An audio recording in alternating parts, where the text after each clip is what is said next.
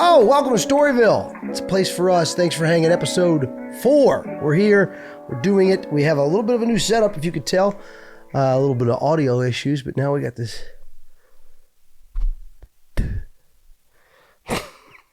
As always, what am I drinking? It's not a paid promotion. I wish it was, but it's not. But it's Drunken Coffee. Take away the R. It is from a New England staple. It's iced or cold brew. Black is fine. I always feel weird ordering it because, it's just like some New England. What are you having there, darling? And you're like, can I just do cold brew? They're like, black. I'm like, black is fine. They're like, black is fine. I'm like, it is fine. That's what I'm saying. It's fine. It's A-okay. But I love it. It's America runs on drunken. And so does Storyville. So that's always, what am I drinking? Thank you, guys. I want to say thank you for your support. As always, the cue cards are here. I know some people hate them, but I fucking love these things. It's fun to just... thank you for your support on the jerseys and Storyville. It's StoryvilleMerch.myshopify.com. Thank you so much for the support on those. I really do appreciate it, guys.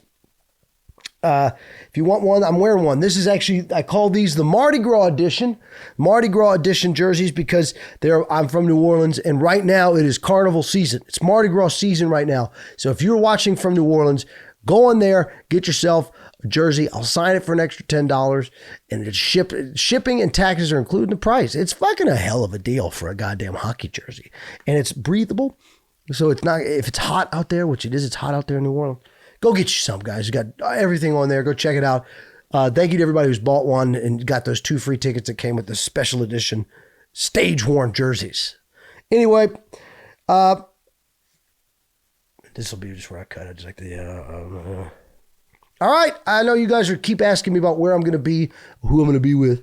I'm going to be with Matt on a bunch of the Stay Golden tours, Golden Hour, Golden Shower, Golden Boy tours. But I also have a bunch of my own dates coming out, and I'm going to start posting them. I'm going to post a flyer on Instagram at my Instagram, Alex Cureau, and I'll post it on Storyville. So there's going to be a bunch of that shit. Check those out, man. I'm starting to headline on my own. I'm not very good at it, but we're getting better. So please, I know you've been asking, go check those dates out. I got some coming in Texas. I got some here around the New England area.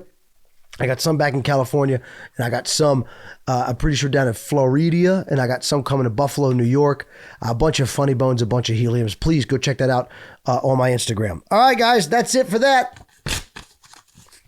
Let's start the show. Sorry, nerds. It's sports time. The Super Bowl set. Eagles and Chiefs, man. Some people are pissed off. Some people are not. That's what happens in sports, man. You're either good or you're not. And as a Saints fan, we're not. We're not very good. It's sad. It's so sad. Especially watching, we have a player on the Eagles, Zach Bond, who was a special teams guy for us. And I kept I would call Dennis Allen. I'd call Mickey Loomis once a week. Hey, guys, you got to put this guy in. And they didn't. And so now he's on the Eagles, and he is the number 1 ranked linebacker in the NFL. And that's a fucking bummer. But I'm happy for him to go out there and play Super Bowl. I was excited. As a football fan, as a football nerd, as a guy who's grown up loving sports, I was kind of excited to see a three-peat. I was excited to see the Chiefs.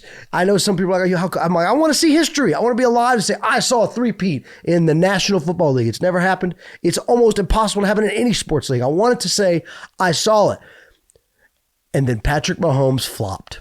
And I hope that their bus crashes on the way to the Super Bowl and all their legs, just tiny breaks, just to take like a couple weeks to get over. But then they put the Buffalo Bills into place. Because when he flopped, dude, it was the biggest bitch. You could say whatever you want about Tom Brady. You could say whatever you want about Peyton Manning, about Drew Brees. They would have never done some shit like that. You could say whatever you want about Aaron Rodgers. He would never do some shit like that. It was excruciating. It was awful to watch. I almost turned off the game, and it was a good fucking game. So when I saw Patrick Mahomes flop, dude, I was out. I was fucking out, especially against an opponent like that. So I don't care, man. Three-peat or not, I hope he loses. Even though I fucking hate the Eagles, really hate the Eagles, but I don't hate anybody. But the Eagles are just such a bullshit franchise to root for. Their fans are excruciating. I went to an Eagles game last year. They played the Minnesota Vikings, which is a kind of not even a rivalry. It's just a team.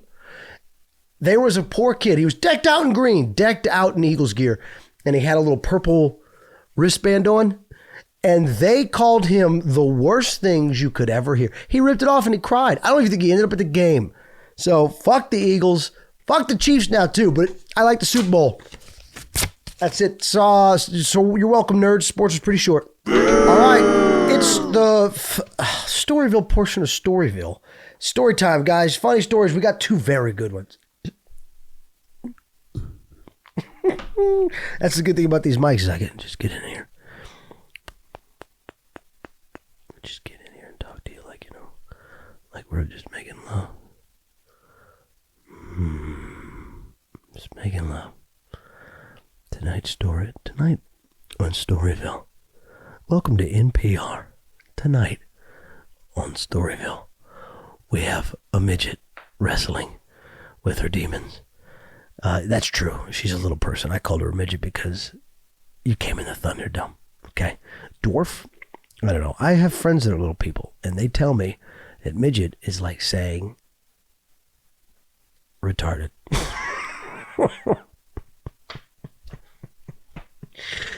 All right.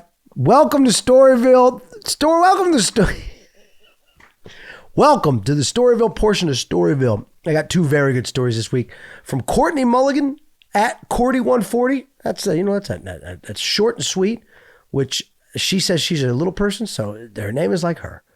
And then we have another one from Chaz Wharton. That's a tough name. You should hopefully you're married or you get married, because if you're married and you took Wharton, that's pitiful. I would have divorced him. Got my name back. I would have taken it. That better not be a husband's last name. Wow. Good for that guy for tricking somebody. Your Instagram is Chastity3917. CHASITY 3917. Very good stories. We're going to start with Courtney's. This one's very funny. So she said, keeping it as brief as possible. That's very nice, very thoughtful, because we want to be able to keep this at a certain time frame. So thank you for that. I'm a little person, and I didn't meet another little person until I was in my 20s. That's a long amount of time. Where were you? Did you not see any on TV? That's relevant because when I did meet some of the first time, they were very instantly some of my closest friends. Of course they were. You guys are the same height. This is the closest you've ever been to another person ever. So that makes sense. One day, my friend Mikey, who lives in Los Angeles, because that's where they go. That's where little people go. You can't be a little person in the Midwest. You got to go somewhere where people think you're cute. In the Midwest, you're just a burden. My friend Mikey, who lives in Los Angeles, told me that his close friend was coming to Boston for work, and that I should meet him for dinner and drinks. Wow, little people in Boston. That's kind of cute. I might want to start this over. This is too mean. All right. So you live in Boston as a little person, that's okay. What's funny is I've only ever seen little people on stage, in movies, or in LA. I got to be honest with you. Huh. Maybe I just don't know. I'm not very tall. I'm 5'11". No, I'm 5'7.5", dude. So I'm not very tall. So I'm a little person with you, I think, maybe. It's a hard knocks life. I assumed he was in Boston for a conference, maybe meeting with clients, etc., or a magic show.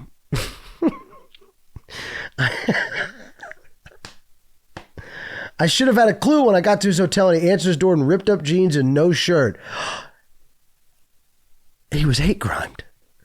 He was fabulously gay, but also, I'm pretty sure in hindsight, high as a kite. He was hate crimed. High as, what was he? Yeah, how much? So if a normal person has to take like 10 milligram edible, does a little person have to take like 1 milligram? Boo, that was a bad one. He told me that he would love to go to dinner, but first he had to meet a client. Fast forward to me, stranded in the lobby bar of a fancy hotel because he disappeared to turn tricks upstairs. Okay. Now the story gets good. Now we have a little person. I almost said it. I didn't know. I almost said midget. Oh, fuck. I'm sorry.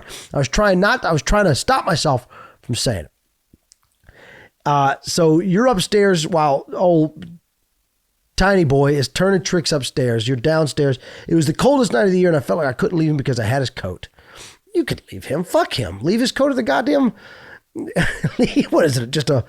It's just probably... He can go to Baby Gap and get another one tomorrow. It's all right. Okay, it's not like it's like a designer coat. Plus, I didn't want to upset my new friend Mikey, which I get. You don't want to upset Mikey.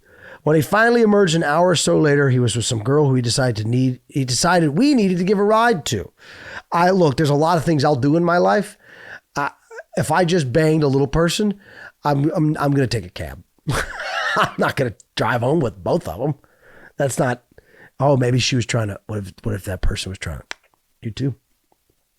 And you're just like, is it still a threesome or is it just a twosome? The night continued to devolve from there, including a trip to a gay bar and a pizza place, but that will forever be the night that I, the daughter of a police officer, helped a prostitute make the most of the Boston scene. Wow.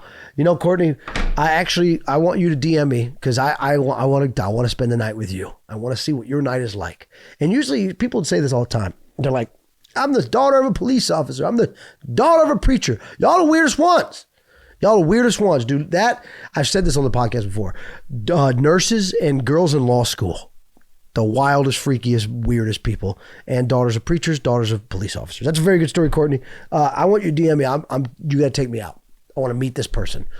I'll bang him if it's worth the story. So, all right, thank you. Good story. Good story, Courtney. All right, next. What time are we at? Oh, perfect. So, because with the 2 minutes we wasted, and this one's a very short one. It's a paragraph. All right, last story of the night, of the day, whatever. Chaz Wharton, name's it's disgusting. Your name physically makes me ill.